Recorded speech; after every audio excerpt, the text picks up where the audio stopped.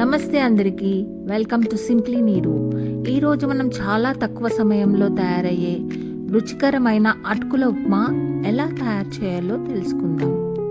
అటుకులు భలే రుచిగా ఉంటాయి కదూ.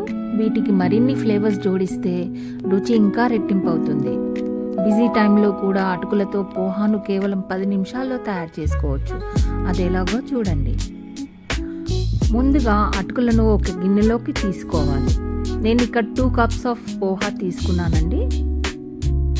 ఈ అటుకుల ఉప్మాకి మందంగా గట్టిగా ఉండే థిక్ పోహాని తీసుకోవాలి.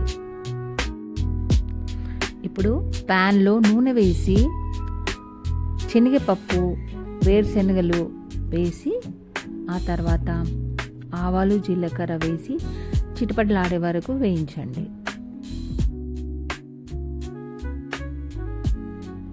ఆ తర్వాత సన్నగా తరిగిన క్యారెట్ ముక్కలు, సన్నగా తరిగిన ఆలుగడ్డ ముక్కలు వేసుకుని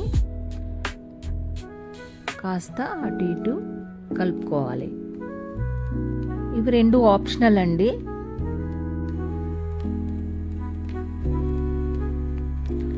అవి కాస్త వేగాక సన్నగా కట్ చేసి పెట్టుకున్న పచ్చిమిర్చి, ఆ తర్వాత ఉల్లిపాయ ముక్కలు కూడా వేసి సన్నని మంట పైన వేయించుకోవాలి.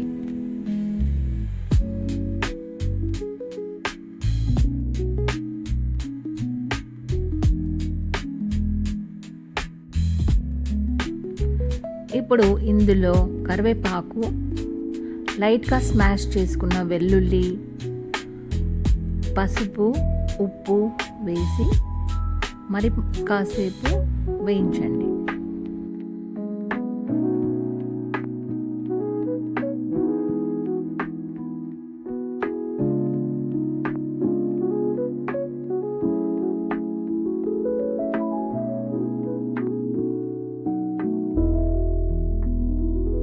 ఇప్పుడు అటుకులను చల్లని నీటితో కడిగి 5 నిమిషాలు మెత్తబడేలా ఉంచండి. నీరు పూర్తిగా తొలగించి పక్కన పెట్టండి. ఇప్పుడు మెత్తబడిన అటుకులను ప్యాన్లో వేసి అన్ని మసాలాలతో బాగా కలపాలి.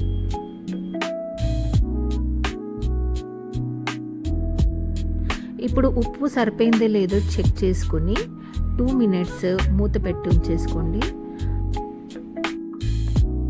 ఇప్పుడు స్టవ్ ఆఫ్ చేసి తర్వాత నిమ్మరసం వేసి బాగా కలపండి.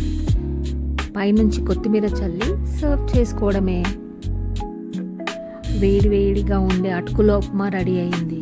ఇది బ్రేక్ఫాస్ట్కి కానీ ఫాస్టింగ్గా ఉన్న వాళ్ళకి లైట్గా డిన్నర్కి కూడా చాలా బాగుంటుంది. ఇవాళ వీడియో మీకు నచ్చిందా? అయితే లైక్ చేయండి, షేర్ చేయండి, ఇంకా సింప్లీ నీరుకి సబ్స్క్రైబ్ చేయండి. ఇంకా ఇలాంటి రెసిపీస్ కోసం బెల్ ఐకాన్ నొక్కండి. మళ్ళీ కలుద్దాం. Thank you.